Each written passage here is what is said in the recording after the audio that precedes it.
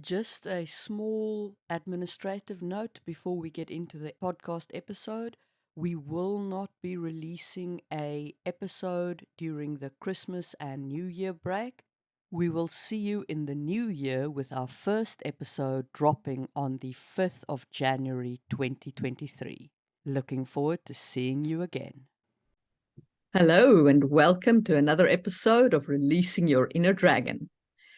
I am Marie Mullaney. I am the author of Sangwheel Chronicles, and I have a YouTube channel called Just in Time Worlds. And with me, as always, is my co-host Drake.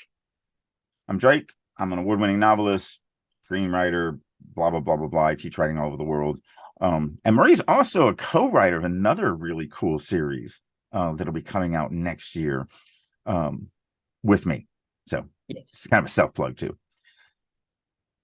And we are doing Releasing Your Inner Dragon as a podcast to bring you writing advice and information and our thoughts on writing. If you find this content valuable, hit the thumbs up button, share it with other writers, help us out to spread the word. We've just recently hit 100 subscribers on YouTube, so that's very nice. Some more would also be great. A couple more zeros behind that is what we need. Yeah, a couple more.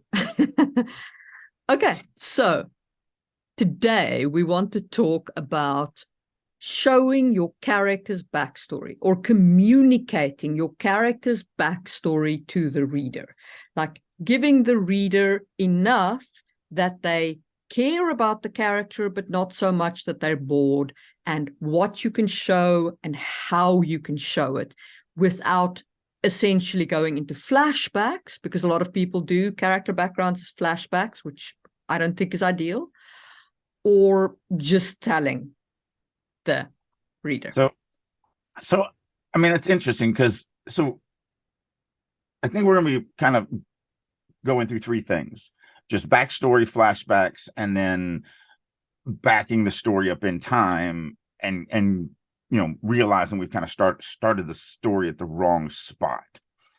I'm not a hater of flashbacks. I'm a hater of flashbacks because most of the time writers just use them wrong.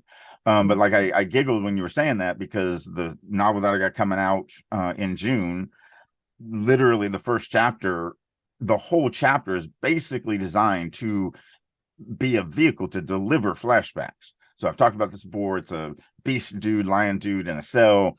Someone comes up and kind of mind rapes him and pulls out his memories without his permission.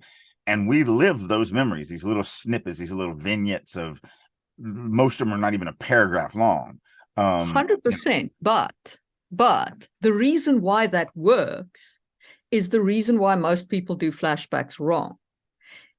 The lion dude is experiencing the flashback along with the reader. Yeah.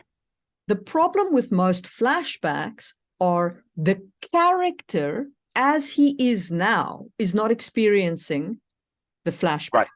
Right. You're showing the reader somebody they don't know. Right. Yeah.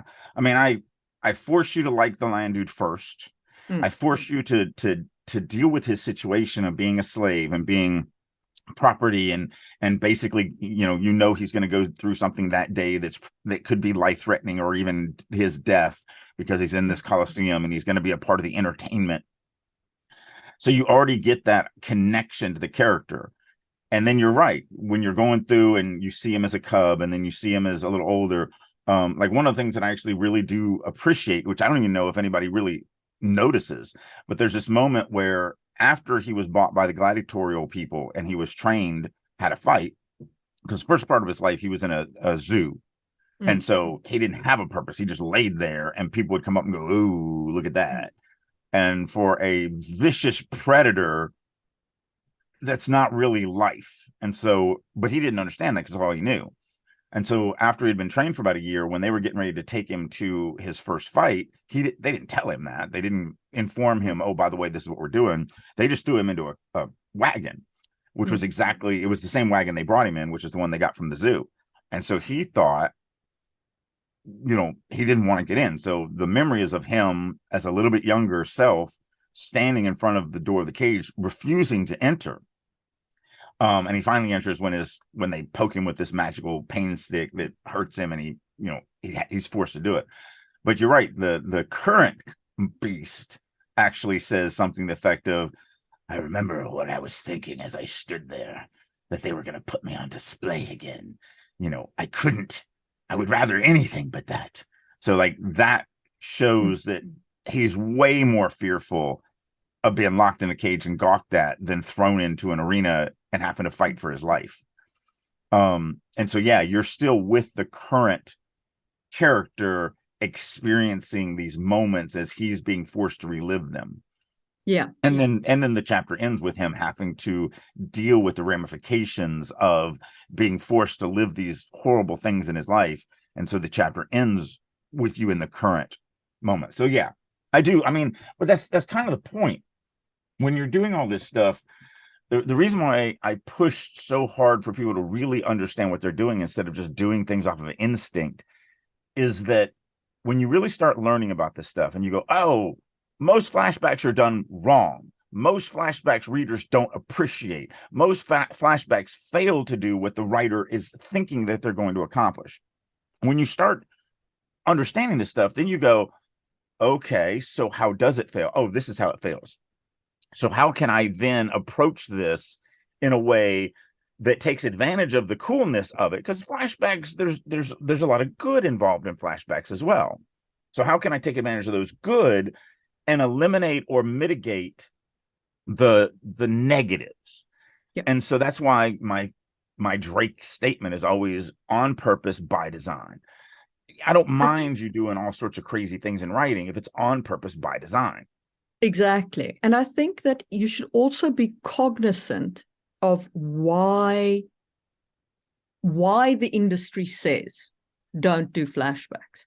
They say that because most people, when they do flashbacks, they write as though the character is the age of the flashback. Do you understand what I mean? Like if they're flashing back to a childhood, they'll write the inner monologue of the child. But that means that I'm not experiencing the character I've fallen in love with. I'm experiencing some earlier version. Or worse. So I was reading a fantasy book a couple of years ago where they flashed back. So, they did a good job of letting me connect to the character when she was, I don't know, 22, 23, 24, somewhere in there. Then we flashed back when she was 8. And there was literally no difference in the characters. And that to me was creepy because I'm like, and not creepy in a good way, like the little girl from Interview the Vampire series, the Anne Rice series, where she's like 200 years old, but she's in the body of an 8-year-old. And then that was creepy, but in an amazing way that just made your skin crawl, but it was a part of the story. Whereas this, it really threw me out, and she was not a child in any way, shape, or form. And it's not like she was. So don't get me wrong. I'm not saying that the writer was like, oh no, I'm showing that she was very mature for her age. No, she literally, he was just writing an 8-year-old child. He just screwed up, and she was 20. She was the same. He didn't change her as a character. And it threw me out, and I literally stopped reading. He wrote from the 8-year-old's POV, not the adult looking back. Right. Yeah. It was a full on flashback. So we were just in the 8-year-old's POV. And I literally stopped reading after that. It threw me out of the story so much that I put the book down. See, those are flashbacks, like those flashbacks where you literally in the flashback character's POV. I'm like, oh, I guess you can make it work. Like, I'm sure there are people who've made it work, but whenever I read them, I just they don't do it for me. They don't work for me. Usually for me either. So like we're gonna read something that was only partially released that I think I did a pretty good job of. Although, it's my writing 10 years ago, so there's things in it that I wouldn't do today, but it was something I wrote for Sony in that video game that ended up being canceled. This actually did get a limited release, and you may even still be able to find it out there somewhere. I don't know. I guess I should have searched. There's some old fan boards and stuff like that for the game that still exists 10 years later. But anyway, so tell me some things about what you're thinking about this topic. I think the first and most important thing that you should know about communicating your character's background is don't info dump it all up front. Let's just start with that. So I was reading a very interesting first chapter that started off quite well and was quite exciting and so on. And we're about, I don't know, we're say 500 words in, and the character communicates telepathically with his horse. Okay, that was great. Then the writer spent a paragraph of about 600 words. I suppose the paragraph wasn't quite that long, maybe 300 words paragraph. It was a long paragraph. It was like a chunky piece on the screen, explaining that the horse and the character have a bond because the character experimented with stuff while he was at mage school some years ago. I'm like, I don't need that right now. I was invested in the fight and their discussion. I went, cool, a talking horse. And you just spent 300 words boring me with why there's a talking horse. It's interesting that there's a talking horse. Stick with the interesting part. Well, and that also goes to what I teach in my, anatomy of action scenes. Once you start a fight scene, it's a fight scene. We don't want to then learn world building crap and, like you were saying, and they're in a fight and one of the horses is talking, and let me go back in time and let me show you how these two became friends and how the talking horse was created. I know you're worried about whether this dragon's going to bite their head off or not, but let's put that on pause for a moment and let's take this journey. No. It's the wrong time. It is the wrong time, but it would have been the wrong time even if they weren't in an action scene, because the talking horse is interesting. You're writing from the character's point of view. The character doesn't go, oh, it's my talking horse, so I'm going to now think in my mind how this came to be. You know what I mean? Like, don't do that. Let the reader wonder.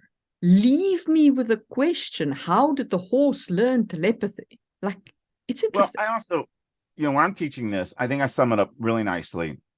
And I think this one thing sums it up. And I think this is one of the reasons why people like the way I teach, is because I think about writing different than most people think about writing.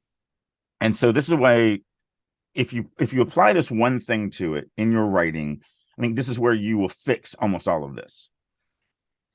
The writer thinks that the situation that happened in the past is the interesting part. And so they want to take the reader back to the interesting part.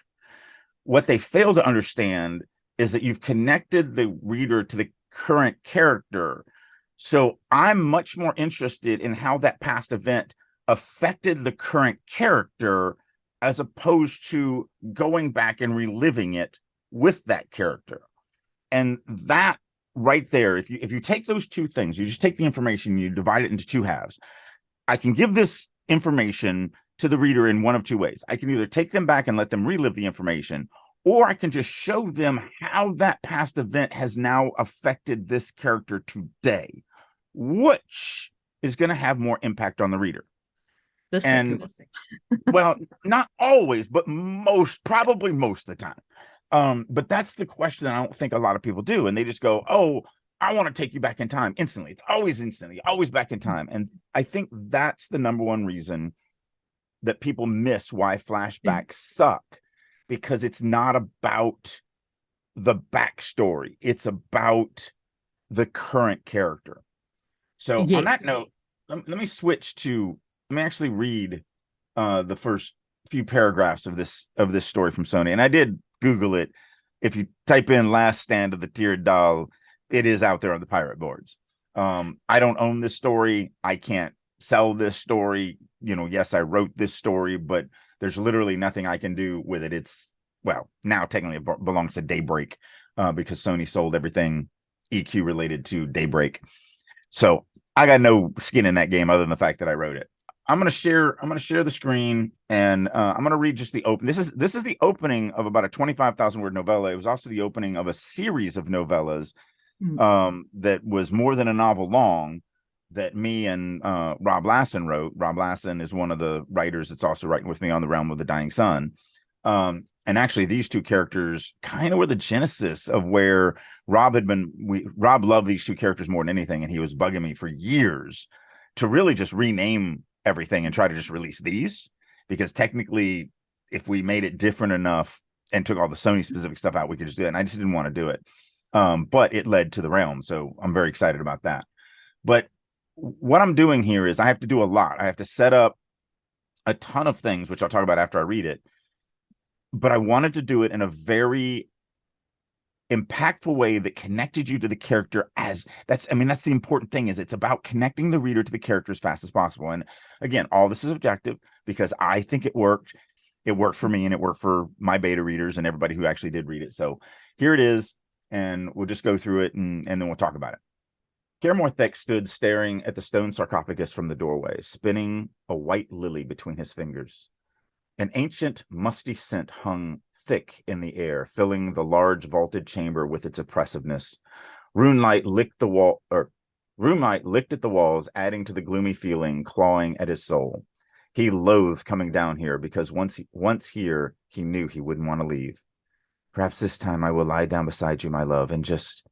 Letting out a mirthless laugh, he stepped into the crypt and approached the coffin. Oh, Neria, why do I feel such the fool when in your presence? He gazed across the carved likeness of his wife upon the lid. Even in stone, she took his breath away. The knowledge that her broken body rested just below the ornate enclosure slashed at his heart. The memory of a green dragon flying away, of him staring at it helplessly as he held Neria, of her dying words whispered to him. These were the demons that woke him each night. This was the black stain on his soul. I failed you, and you bore the consequences of my failure to this chamber. I shall never forgive myself. Bending to one knee, he laid the lily's stem between the carved hands atop the lid, its circular bulb resting just below stone breasts. I'm sorry I've not visited for so long. He ran his strong fingers through his long golden hair and Leaning forward, he placed his head upon the cold lid. Would that I could sleep with you for all eternity.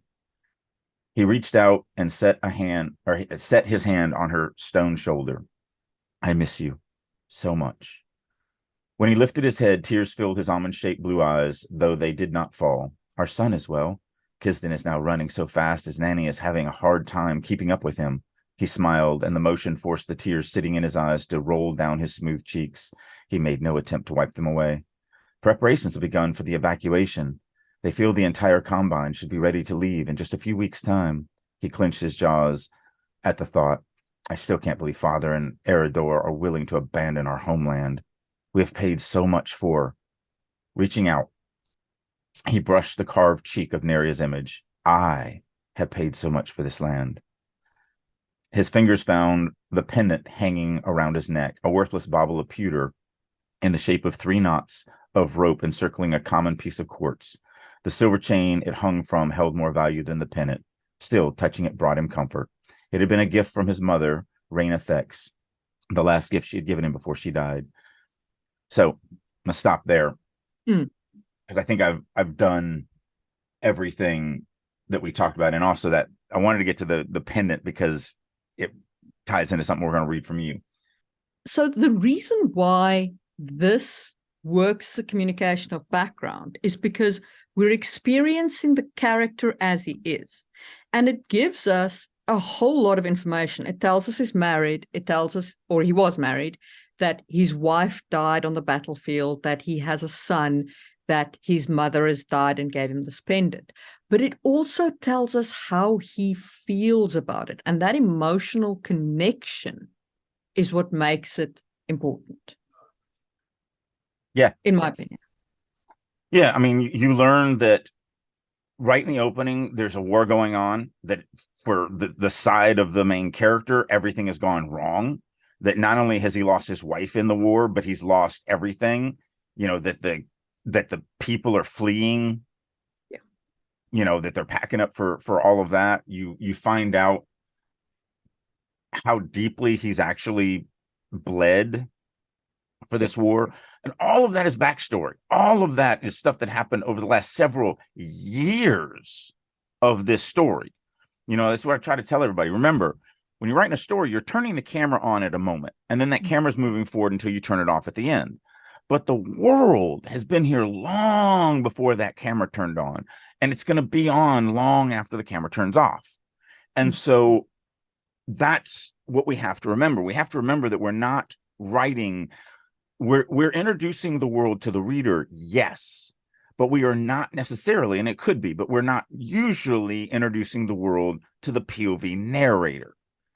And so he knows this room, he knows his wife, he knows, you know, all of this stuff, which is why there's a lot of subtext in this. It's a lot of, that's the other thing is, like, the one line that bothers me is line 14. I failed you and you bore the consequences to this, of my failure to this chamber. I shall never forgive myself.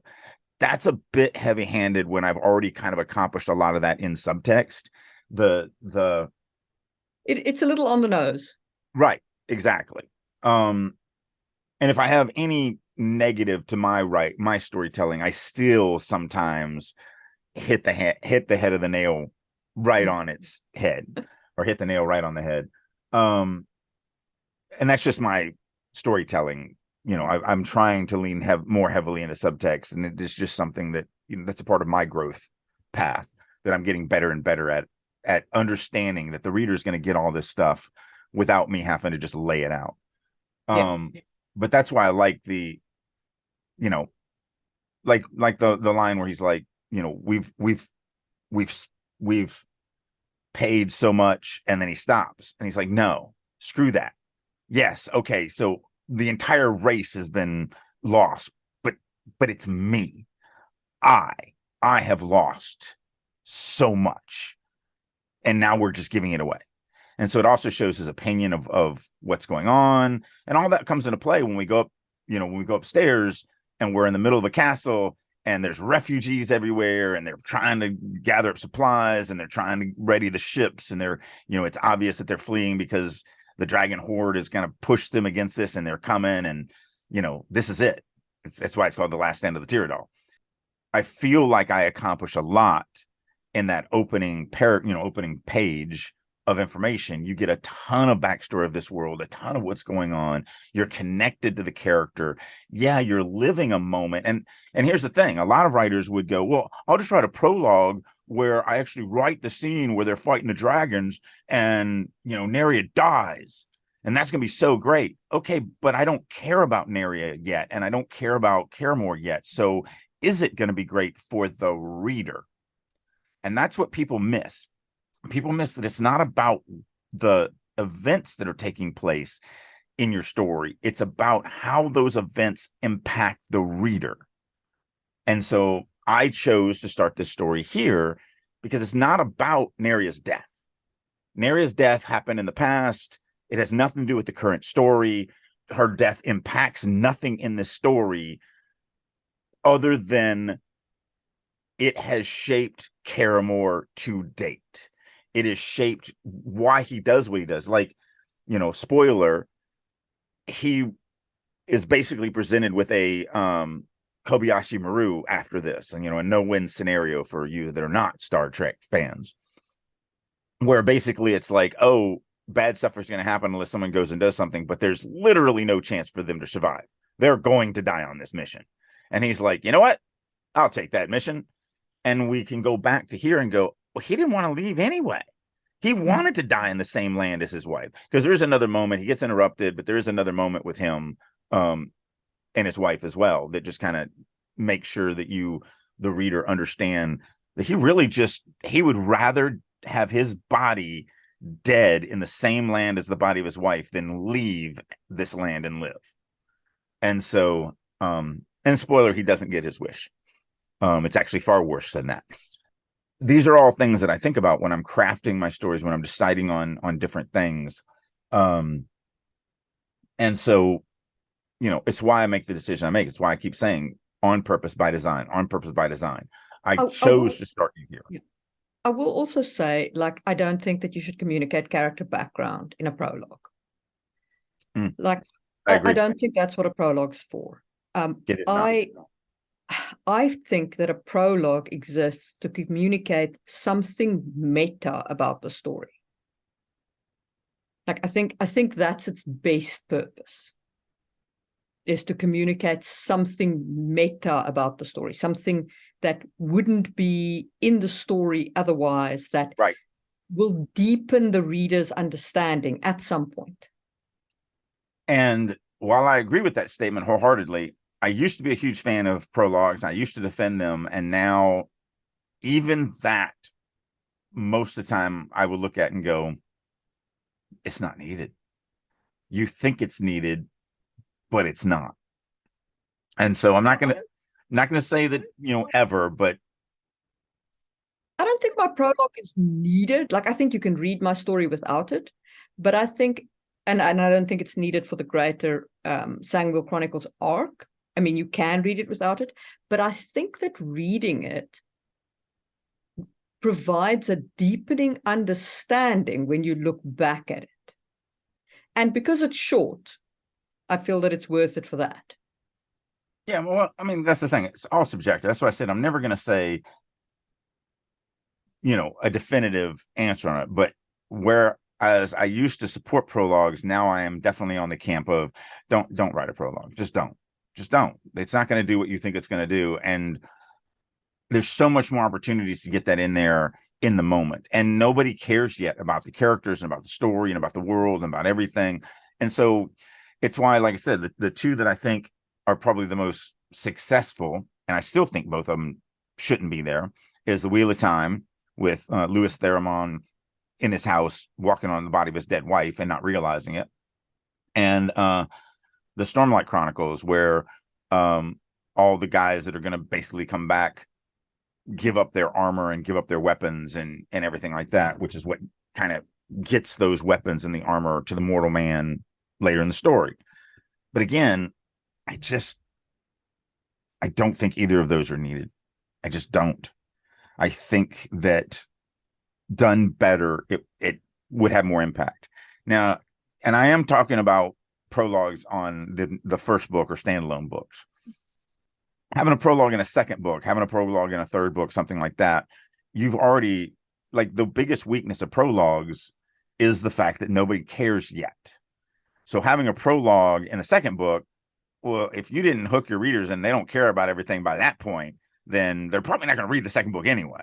So having a prologue there and slipping into the POV of a bad guy or giving meta information that they're not going to get anywhere else or anything like that, now everything that you're hoping to do as the writer is going to do, because they actually care about everything. They care about the world. They care about the story. They care about the bigger events. They care about all this stuff. They've invested themselves emotionally into this journey.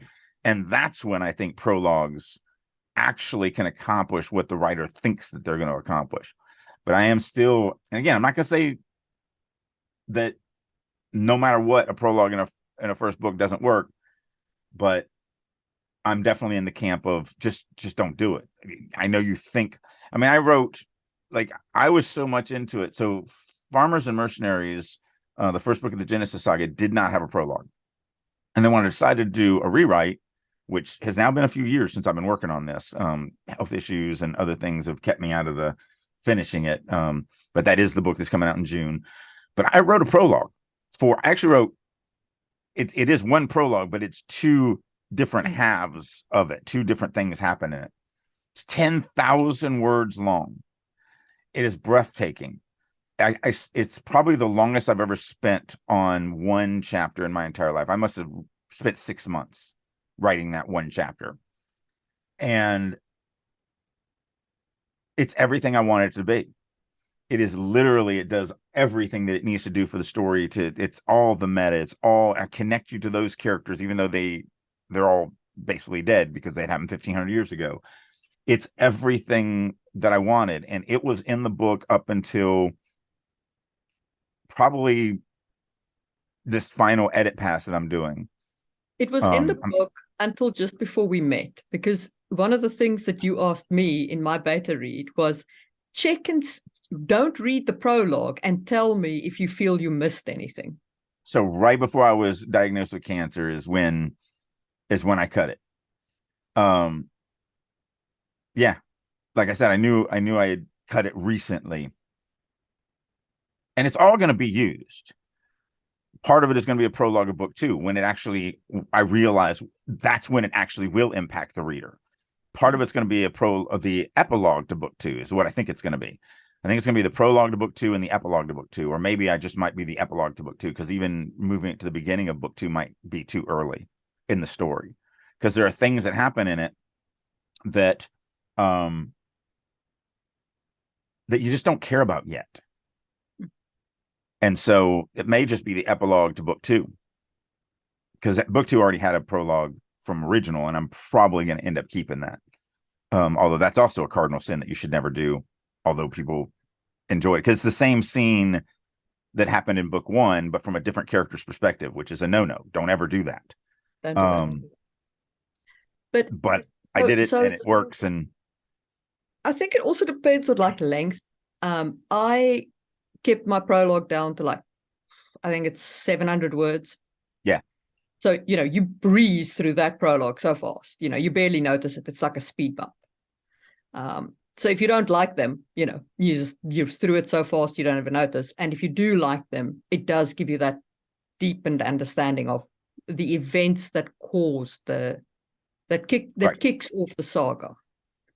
So that was your story about basically it's the dude looking back on his life, but you're connected to his emotions, and he is about to get like hauled out of the crypt, hauled out of his homeland, told to abandon the body of his wife and all that. And that is why he's there. So the communication works because it's important for the character to be reflecting on his past. And so it's important to the reader to be reflecting on the character's past. Yeah, it is all what I'm using it for is all that connection, that ever important thing where I say you need to connect the reader to the character as fast as possible. You are with a grieving widow in the middle of being forced to make not even worse. I don't think it's worse to leave his wife's body than it was to hold her while she died. But you now have to deal with another ramification of everything in his life going to crap. And so, because you're in the now, and it's all about the now, and it's all about this is where I am now, and these are the emotions I am now, and sure, here's some backstory of why I feel this way now, but here's how I feel about it now, that I think, and again, subjective, but I think it works. And so that's what I'm doing. I'm trying to make sure that my readers are impacted in the now and connect to this character now. Okay, so I would like to take you guys through the change that I've made to my first evolution. Book. Evolution is a good word. Yeah. And so first I should explain that I have decided to release an edited version of The Hidden Blade. Those of you who've been following the podcast know that I had a incident of dragon slaying required with Amazon, who blocked one of my books because somebody had pirated it, and they were like, you're in violation of terms and yada, yada, yada. So I was like, okay, I'm going to now publish my books on other platforms besides Amazon, because previously they were only available on Amazon. And as such, I decided to take the opportunity and update the writing craft of Hidden Blade and release a second edition, because when you do that in an ebook, everybody who already owns the book gets it free of charge anyway, as long as you all publish it within it. So I'm not cheating the reader. So I decided to update the writing craft. Now, this was my original just update of the writing craft of the first chapter of book 1. Louis folded his plain brown shirt and packed it into the canvas travel sack. A red handkerchief with green edging snagged on the buckle of the pack, and he untangled it with care to stop the scrap of lace tearing. His lips curved into a smile as he ran the cloth through his fingers. His daughter had given it to him as a parting gift. It's red like our hair, Papa, and green like your eyes. With this mission completed, he could return to the north. herself had commanded a warning sent to those who would steal from the Rose Duchy, and as her sworn liegeman, Louis had carried out his orders. The gem cutter rested at the bottom of Carna Bay, his dried-out eyeballs deposited in the strong room of the Cheapside merchant who'd fenced the stolen diamonds. On his way back from delivering the warning, Louis had purchased a wood-carved bird with a cunning string that allowed the wings to flap. Wrapped in silk, it lay tucked in the bottom of his pack, waiting to meet his daughter. Now, the problem that while the writing craft in that whole paragraph is fine, and while the imagery is fine and it evokes, I guess, the right kind of thing that I want for Louis, I want to contrast his job as an assassin versus his love for his daughter as like a contrasting element that people can attach to. This whole section through here, starting at herself had commanded him, is basically just telling the reader what happened yesterday. That's what it is. And when I really looked at it, I was like, it's a crappy way to start. I could much rather take my camera one day further back, start just one day further back and show the end of his mission. I don't have to show him killing the merchant, but just show him with the eyeballs. So I then did that. And now this chapter reads like this. Louis eeled through a knot of shoppers, the spicy scent of fried onions tantalizing his taste buds. His belly reminded him that it had been a while since breakfast, but he ignored the faint pangs of hunger. He had a job to finish. The incomplete task lingered in his right pocket, a squishy reminder. But it would wait while he browsed the stalls. Before he completed his business in Lumios, he wanted to buy a gift for his daughter. Bright-colored cloth awnings shaded the trestle tables of the vendors, their raucous calls and emotional bargaining points raising a clangor louder than a battlefield.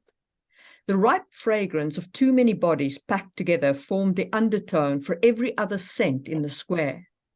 Although Lumios boasted many permanent shops these days, Market Day's popularity endured with the smaller artisans, and Louis enjoyed the traditional bazaar. He stopped before a woodcarver's stall and touched a small bird dangling from the awning. A cunning string allowed the bright blue wings to flap when pulled, the red body remaining still on the suspending twine. A toy for your child? The vendor asked, a carpenter's journeyman badge strung on a plain ribbon around his neck. Yes, for my daughter. Louis touched the black beak and the bird twisted on the string, a red-painted eye flashing at him. It's a blue-ron? I thought it might amuse some noble. The journeyman held out his hand, fingers splayed. Not that I won't sell it to you, mind. Aren't they bigger? The journeyman heaved a doleful sigh, hair flopping into his eyes. That much wood is expensive, but it would make a good gift for a girl. How old is she? 8.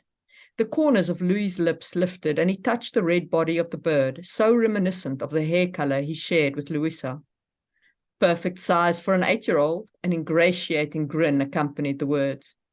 Louis thrust his hand into his left pocket and brought out his money pouch. He avoided the right pocket with its soggy package. I'm trying to do a kind of what's in the box thing. Right. How much? The man squinted and ran his thumb over the tips of his fingers. 2 shekels. Should he take the offer to bargain? No, he had a job to finish. Fine. He paid over the coin, and the journeyman wrapped the wooden bird in a scrap of cloth. Louis slid the gift under his doublet and into his heart pocket with a tender smile. He thanked the journeyman and strode through the market. The broad thoroughfare spilled into the warehouse district, and the smile dropped from his face. 3 streets down, he turned into the alley next to the dilapidated shop where the Cheapside merchant Bereil ran her business in second-hand goods. The buildings crowded close here, eaves meeting overhead, casting deep shadows. Old beer and more noisome liquid splashed against his boots, but Louis ignored the stench. He retreated to the enclosing wall at the dead-end side and crouched down behind a broken barrel. Long years of discipline stilled his breath, and he found the fourth beat of his heart. That life-giving rhythm led his mind down through the blood and bones, and he reached for the core strength of his Elamar. Dusang allowed him to gather the shadows to his hands, and the quiet darkness licked along his arms. Magic sucked him out of the alley and into the shadow realm. The cold slipperiness of that knot place clawed against his mind. Intent focus guided him to the location he had scouted the day before, and the icy blackness faded. As the world reformed around him, he held himself frozen in the same crouched posture, heart pumping. But he had judged his target right. The strong room was empty. Dim light filtered in through the chunky keyhole and under the door, just enough illumination to see by. On soft feet, Louis padded to the table in the center of the room. Outside, a shop bell rang. Some thief coming to fence his take with Berail, no doubt. Louis ignored their voices, extracting the package from his right-hand pocket. The leather wrapping around the eyeballs squished under his fingers, soggy with the blood of his victim. 2 steel rings tumbled out of the package, their plain bands stained crimson. From the other pocket, he drew a clean azure cloth made of the finest silk. The eyeballs of the thief, resting atop the heraldic shade, would serve as the merchant's warning. La Roche Duchy did not tolerate thieves, nor those who bought diamonds stolen from the Winter Lady. He cleared a spot near the center of the table and draped the cloth just so, positioning the eyeballs on the steel rings he had cut off the thief's fingers. The shop bell dinged again, and the wooden floor creaked under heavy footsteps. Louis pulled in his Elamar, and blackness folded around him as the weighty tumblers of the lock clamped. The slippery darkness of the shadow realm spat him out in the alley again, and he leaned against the wall. The fetid reek of the dank space assaulted him, making it harder to hold the contents of his stomach down. So there's a lot of things that I like about this. As a James Bond fan, to me, this feels like the beginning of a James Bond movie, where we're going to start at the end of the previous mission, but only the very end of it, just that little moment. And so I really, really love that when you read this to me the first time, and it really just made me giddy. But we have that save the cat moment. Hey, I'm just on a business trip and I'm buying a, present for my daughter. And I do have something weird in one of my pockets, but weird, it's not a big deal. I'm doing my thing. And then all of a sudden he switches on a dime and goes into this stealth assassin mode. I love the fact that you introduce magic, but don't world build magic. This is just how it works. Look, this is it working. You get to see it work. How does it work? We'll figure that out later. All you need to know is that he just somehow pulls in a shadow and then he's somewhere else in a different shadow, because that's all that matters. And he knows it. He knows how it all works. So you just POV splaining at that point, something that he already knows what's going on. But one of the things that I think that I probably would have missed, that I do find very magical about this, is the ticking time clock that you add in the, okay, I broke into this woman's strong, lockbox, and I'm going to deposit these 2 eyes so she finds them, square and center right here when she walks in the door, and be like, oh crap, if they could have deposited these eyes, they could have chopped my eyes out too. Like, what's a great warning.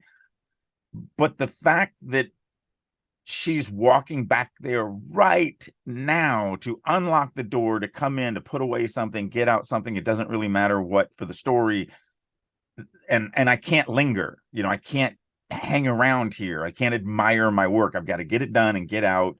Like, I love that ticking time clock. And it's such a small little, we always want to have our ticking time clocks somewhere mid-act 2, the mid of the mid-act 2 of the second half of the mid-act 2, trying to get there. You have to have introduced a time clock at that point, or you can push it off into, you could start the time clock at the end of Act 2 or the beginning of Act 3, but you got to have that. You got to have that sense of urgency that, oh my goodness, if we don't end the story at this moment, we just lose everything. And so I really do love it. It's such a minor little plot device, but I don't know, it really worked well for me. I really loved that moment. I don't know if I would have thought of that. Like it really is spectacular to go, he breaks in with ease, but oh no, he's going to get caught. But also you go, well, what would be the point? How, he would just kill her, or he would whatever. But it really does ruin her walking into an empty room and finding 2 eyeballs that were left there in a room that is safe for her, that, where she keeps all of her treasures.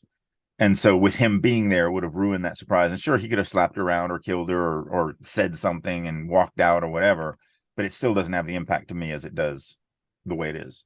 So, and we didn't really do, unlike what I did in The Last Stand of the Teardal, we don't get world building. We don't get, okay, he was sent to kill someone because they stole something, but we don't understand any of the ramifications of it. We don't understand the political machinations. We don't understand, is this a foreign country? Is it, anything about it? Because we don't need to know any of that stuff.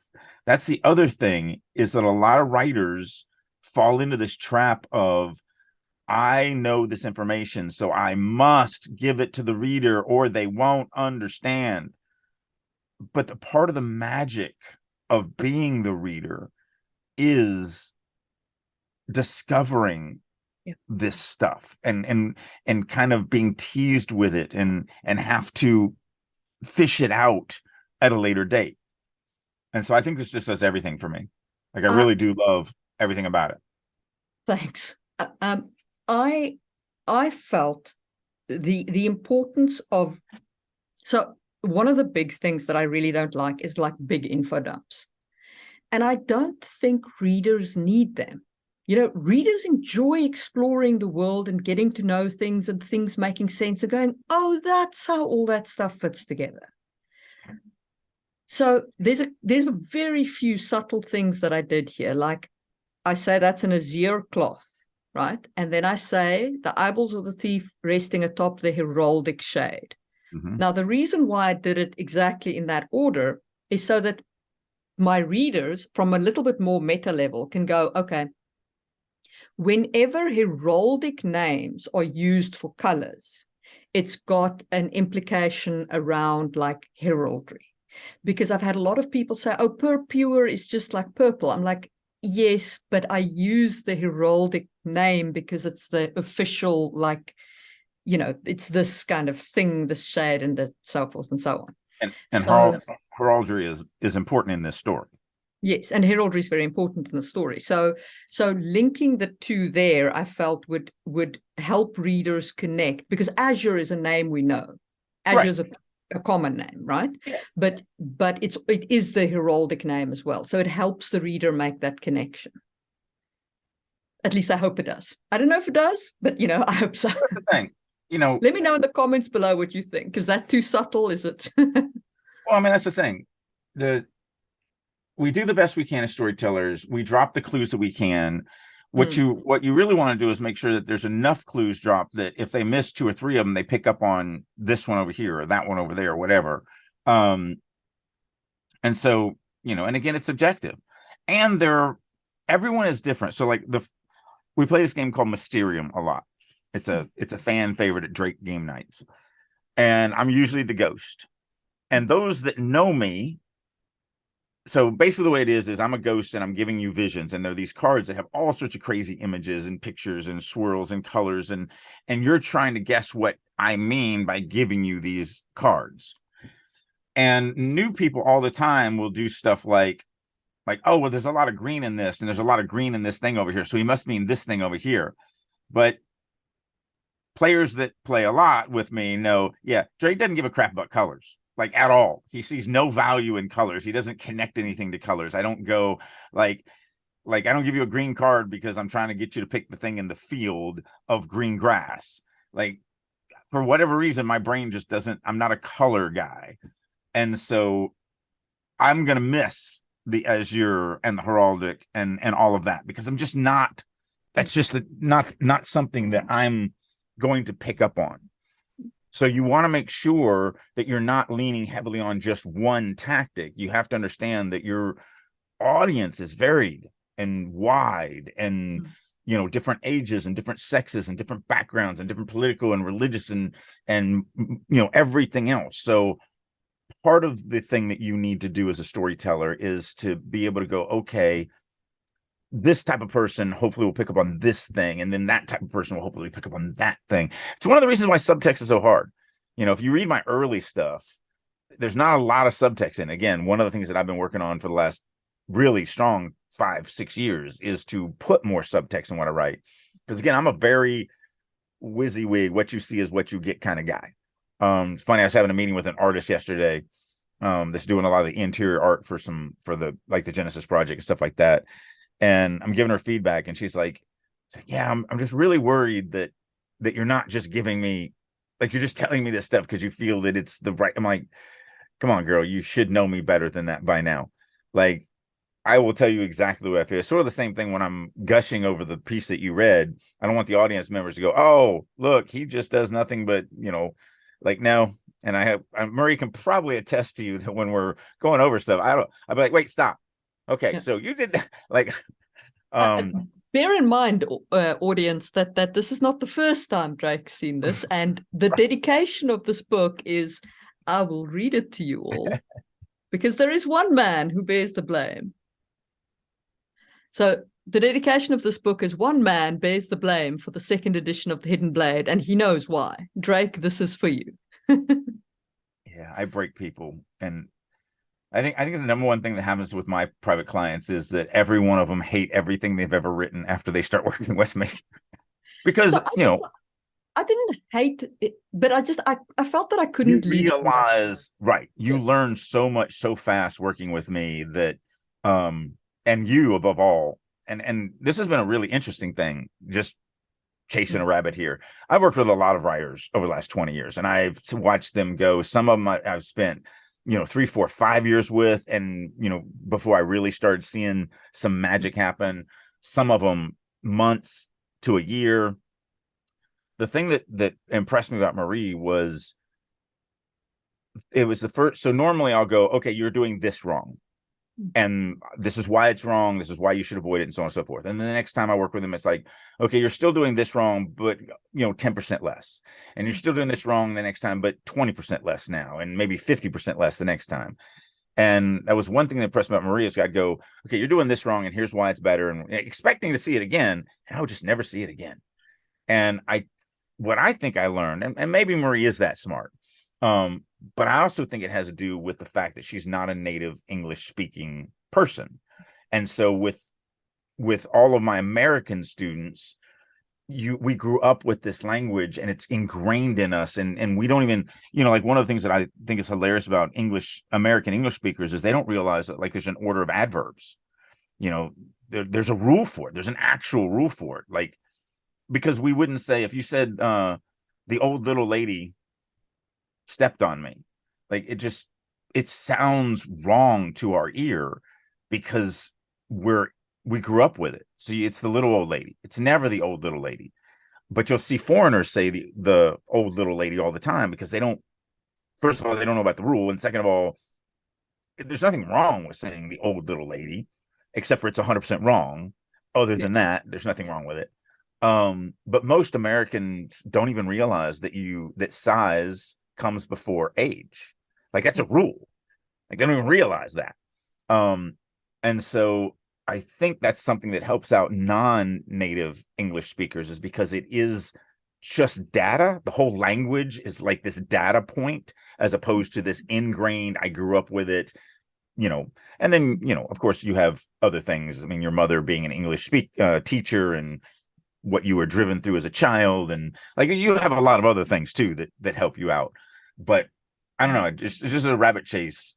When I work with, it could be that. It could also be, like, for me, once I have an example that I understand, I'm very good at extrapolating it to other situations, and that's just because of writing computer code. Right. You're also because a coder. Yeah, this is the example of how you do this thing, and then you apply it to everything. But now I need it to do something else similar but not exact, and then you twist it, and I mean, there's a lot of things. Yeah. But you're not the only foreigner that I've now, or I shouldn't say foreigner, the only non-native English speaker that I've worked with. And they've all had that similar, they learn these things and apply them across the board through their writing quicker than native English speaking people. That's the rabbit that I'm chasing. It's just a weird. I definitely think the language does make a difference how you approach the language, whether it's your native mother tongue or whether it's. That's why I always tell everybody that's in my classes, one of the first things that I say in my opening speeches is, if you can convince yourself that you're learning a new language from me, that yes, it sounds like the language you grew up with, but if you can convince yourself that you're actually learning a new language, it will serve you well in moving forward with me teaching you how to be a better, more immersive, more showy creative writer, because it is different. We cannot write the way we talk, just can't. And so, yeah, it's, I think that's one of the paramount things to kind of grasp if you're going to learn from me in writing. But getting back to the subject, it was just an interesting rabbit chase. So we've spoken about the character looking back, but it being important to the character to look back and appropriate for the character to look back as one method of communicating the character's background. Then what I did was different. I did not look back in the final evolution of that scene. Instead, I just showed you who the character is right now without pondering too much about the forces that shaped him. Because that will come into play later, and I'll give you that information later. Yep. And also, you didn't stop the action to world build and go, Ilama is an ancient form of magic that was developed by the gods. And, no, don't do all that crap. No. It just slows use the story the word down. and move on. People will get it. Yeah. Especially when it is important to craft it in specific ways. So like you use the word magic there. On purpose. Right, exactly. It's obvious that it's on purpose. Again, everything is on purpose by design. So you have Ilama first and then magic next, just as a way to be like, hey, see? Which is funny because in Genesis, I use magic in the exact opposite way. So when I introduce magic in the chapter, they're just talking about shaping the essence, shaping the essence, shaping the essence, shaping the essence. I never mention the word magic ever until he says, ooh, so if I did this thing with this thing burst into flame, and the teacher's like, this isn't magic, boy. And so I'm actually doing it the exact opposite way to show you that these people see their magic as science, that it isn't magical to them. Even though you're learning about all this shaping the essence, and you're like, wait a minute, it's not actually possible to change matter with your mind. That's what they're doing. But they still see it as just a normal thing like breathing or walking or holding your breath or, building a microscope or whatever. They don't see it as magic. And I wanted to stress that. So in that opening chapter, I made sure I put in a moment where he basically contemplates about doing something beyond the scope of what the power can actually do, so that the teacher can laugh at him. And the word magic exists in their world. So I don't have it in the series, but I imagine there's probably, and maybe I should look for something, a place to put it, where you have like a street vendor pulling rabbits out of hats and stuff like that, because they still have magic in this world. And I've always felt like they do. I've just never shown it, but maybe I should show it in some scene. There's plenty of opportunities for it. But that's just illusion, just like in our world. So they have magic, the same thing we have magic. It's fake. But they also have this technology that some of them have that grant them a massive amount of power to manipulate matter with their minds, which to us would be magic. But I don't know. The reason why I did that was I felt like if I grew up in a world where that was the thing, would I really call it magic? I mean, so I had that thought, and I had that thought, and I had that thought. And in the end, I decided to go with magic because I already had a lot of other weird words, right? And they're not an advanced technological society, not even magically speaking, because the magic is so internally focused. It's not a thing you make items with. Right. Therefore, it can't replace your technology. Right. And it's so few people who have the bigger form of it, etc. Right. which is very different from this world where you have cold boxes and communication devices and house alarm systems, but they're just all made from this technology of, oh, I can make matter do basically anything I want it to do. So you need to store food. I can do that. I can make a box that's just permanently 32 degrees or whatever, or and 0 degrees. Or if my magic worked like that, I find some word to call it, but so that's why I chose to call it magic. Like there's a tub where they have these little beads that they put into what looks like a soap dish, but each bead is a certain temperature, and the more you put in there, the hotter the water gets, because why not? They literally have the way I feel about magic, and this is off the subject, but the way I feel about magic is necessity is the mother of invention. We have Freon because we must find a way to keep food cold, or we can't extend the life of food and therefore grow our society. They have the same needs and desires, but they have this ability to just make things cold forever. Why not? They would never invent Freon. There would never be a need to invent Freon because they have this technology that does that for them. And so on that note, I went to a museum the other day, yesterday. And was that bugged you while you were there? The museum was it had a display of Finland in the 70s, like food and stuff like that. And one of the interesting things about it is in the 70s, about 40% of the households had a freezer, and about 80% had a fridge. Not everybody, like it was technology that was freezer. You have a freezer in your house, but the outside of your house is also just a giant freezer. So you can just throw stuff outside and it'll last forever because it's so freaking cold. That's in the winter. Yes. Marie's coming to, I guess this is a spoiler, an announcement or whatever. But Marie's coming to Comic-Con with me this year. Yes. So in 6 months, 7 months, whatever. And she's like, oh, so, what should I bring as far as clothing? And I'm like, well, it's twice as hot here in the summertime than it is there in the summertime. So you've never experienced heat like this if you've never been in the Las Vegas desert. So it's just funny kind of talking about that. Although I did want to say, since I reminded me, San Diego's a little chillier. So you may want to bring some sweaters, sweatshirts, or whatever. Sometimes my wife will forget and she'll buy one down there because inside also the convention center, they do keep it toasty since there's 300,000 people crammed into a room. They keep it cool as they possibly can. But anyway, so so come see us at Comic-Con if you're down that way. Yes, please do. Or if you're in the Vegas area. Books. Yeah, we'll come. We'll sign for you. All those things.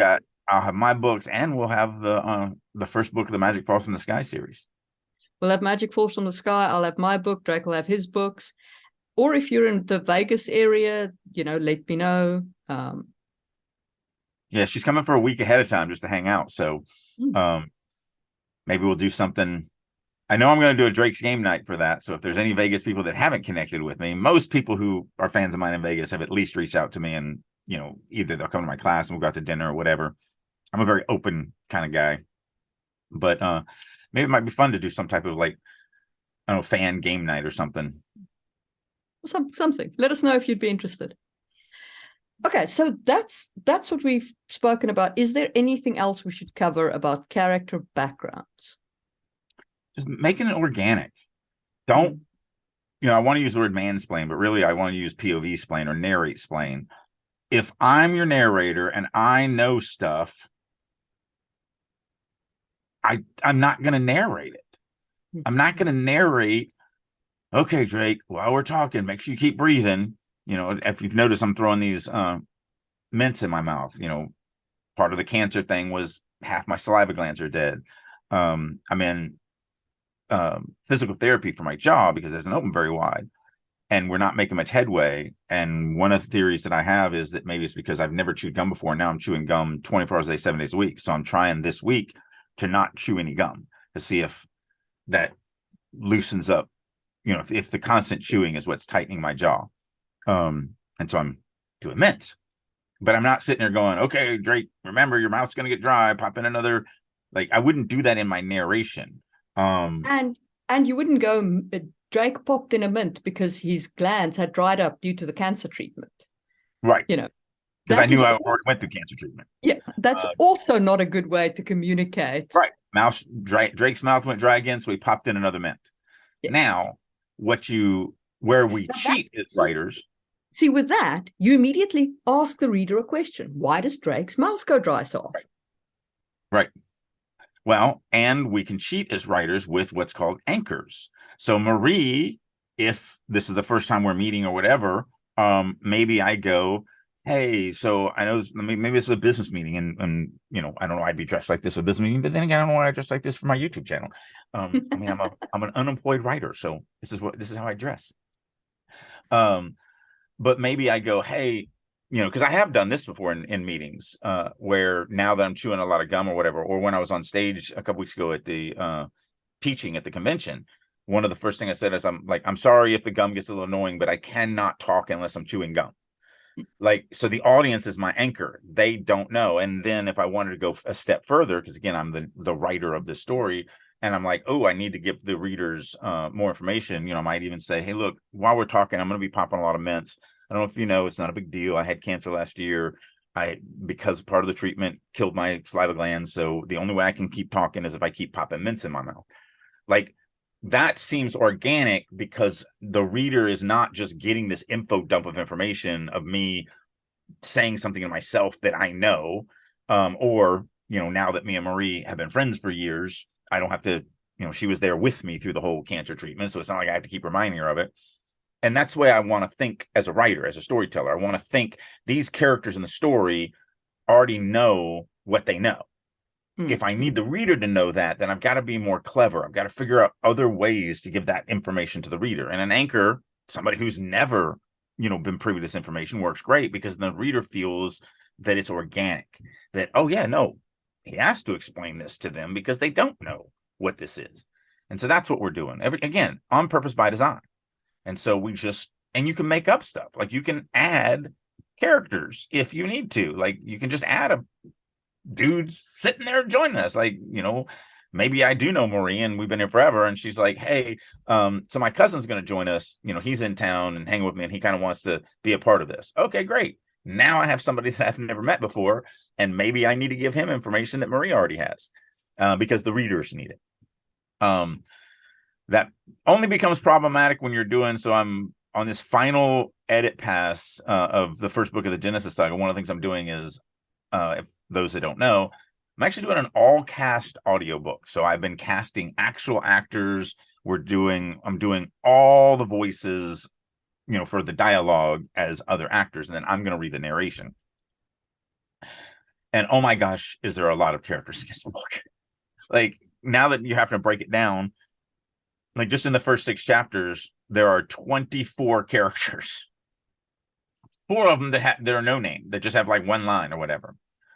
So I was worried. I was like, yes, voice actors can do multiple voices and all that, but I don't want it to sound like Skyrim. For those of you who played Skyrim, every Vendo sounds like the same dude because it is the same dude. And my artist that I was talking to yesterday actually gave me the solution. One of the things that we're going to do a bunch of promotions for pre-sale starting in January. One of them is we're going to be giving away a 3D statue of the lion dude. I actually have a sample of it here. This is the front cover. So he's got the dude that he sits on and all that. And there's a background and all that. I'm getting a bunch of these made up that I'm going to hand paint. So I'm going to give away 5 of these, you know, kind of grand prizes that are hand painted by me. But another thing that we're going to do is we're going to give away characters in the audiobook. It'll just be one line of dialogue, you know, like this one character says, "Pay attention, boy." I could get an actor to do that, but I think it would be really cool if somebody out there won that and voiced that. So look for that in the future. If you haven't signed up to my mailing list, that's the only way to find out about this stuff. So go to starvingwriterstudio.com, sign up for the mailing list, and then you'll be privy to all this information as it's coming out. But that is going to be a part of it. Those people who pre-order the book will be entered to win all these different things. And then one of the things is going to be winning vocal lines inside of the audiobook. And it's not like, so I don't know if you've ever seen that for other TV shows. They do this all the time. And then surprisingly, that character gets cut from the final version, and that person is never actually in it. Well, the beautiful thing about this is every one of these lines have to be in it. So your line will absolutely be in it. Now, if you completely flub the line, I may just replace you. But if you can at least say, look out, boy, like, if you can't mess that up, then you'll be in the audiobook, which would be really cool. So we're doing a whole bunch of stuff like that. But yeah, that's going through this. You can add characters. You can do also, it's just about being clever in how you're going to, you just have to understand that really storytelling, when it's boiled down to its essence, is information dissemination. You are giving information to someone else through a medium that is very limited in some ways and very unlimited in other ways. Mm-hmm. And so it's understanding how to utilize that medium to its maximum effect and not be an idiot with it. And flashbacks and backstory and info dumping and all this stuff that we've been talking about here. Most of the times it's done poorly, but not because of any other reason than ignorance. The writer is writing the way they talk. They haven't thought about it. They're like, I got to give this information to them. And so they're just puking words on the page, and they're not thinking about the stuff that we've been talking about here, where, none of this stuff comes naturally. Why I started the camera in the last stand of the Tyrrell, and we already knew his backstory. We knew his wife had died, and we knew she was killed by a dragon and all of that stuff. But I didn't know that was where I was going to start the story until, I thought about it and figured it out. And what do I have to do? What does the opening scene have to actually accomplish? And so on and so forth. Same thing with Marie. We watched her evolution, where it was the first evolution. He's just packing up and he's thinking about the fact that he killed some dude, and he's thinking about this gift that he bought for his daughter, and he's thinking about this stuff. And then, she's like, well, that happened yesterday. Why couldn't I just start the camera yesterday?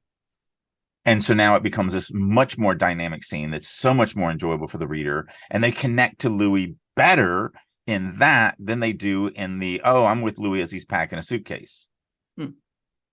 And so by design, on purpose, thinking about this stuff, and you're going to have to do it. So like the funny thing is, and the reason why I read to the spot that I read in the last Tyrrell, and I guess we can kind of end on this one.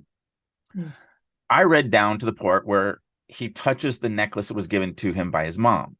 And in that scene, that's it. It's a throwaway line. And yet that necklace saves his life at the end of this story. That's how important that necklace is. He doesn't know it. And the one line that I didn't read is she actually tells him something. There's a line that his mother says to him about the necklace. But, like we already described, the stone is not even worth as much as the cheap silver chain that it's dangling from. Their royalty. Like, why would, and he never takes it off, mostly because it was given to him on her deathbed. And, so it's not, the value to him is not the necklace. The value to him is the connection to his dead mother. And we all get that. We all have those little weird baubles that, we just refuse to let go of because of their sentimental value, not their financial value. So I have that in there.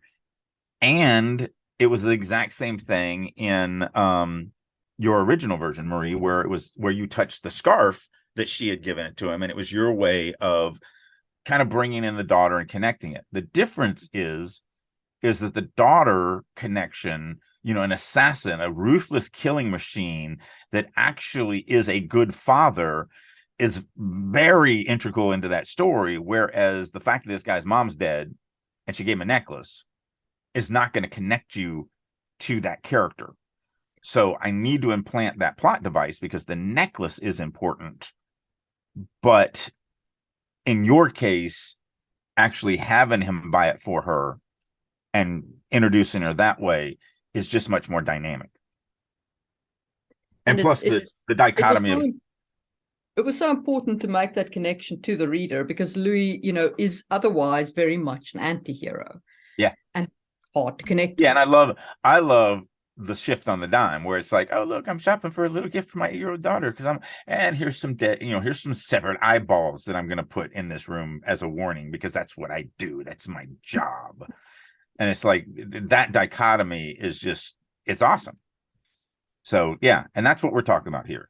So I think I mean, I think anything else is just repetitive now, talking about, you just have to think about it. You have to think about how you're going to roll out this information to the reader. How are we going to give this backstory? And the golden rule should be the reader doesn't need as much as you think they do. That literally is the answer. If you think they need it, more than likely they don't. Less is definitely more. Yeah. Yeah. And leave your reader with questions. It keeps them reading. I mean, what was that TV show about the island? Lost would not have been as successful if it didn't have 30 questions that were never answered in every episode. It just wouldn't have been. The main reason why people talked about that was because there's an overdose of what's going on. I don't understand anything. Like that's the big thing that made it. I mean, it was good. I'm not saying it wasn't, but if you had toned it down and given much more to the readers, I don't think it would have the success that it would have had. I don't think it would have been a cultural impact show like it was. So, yeah. And on that note, we will see you soon for another one. Bye.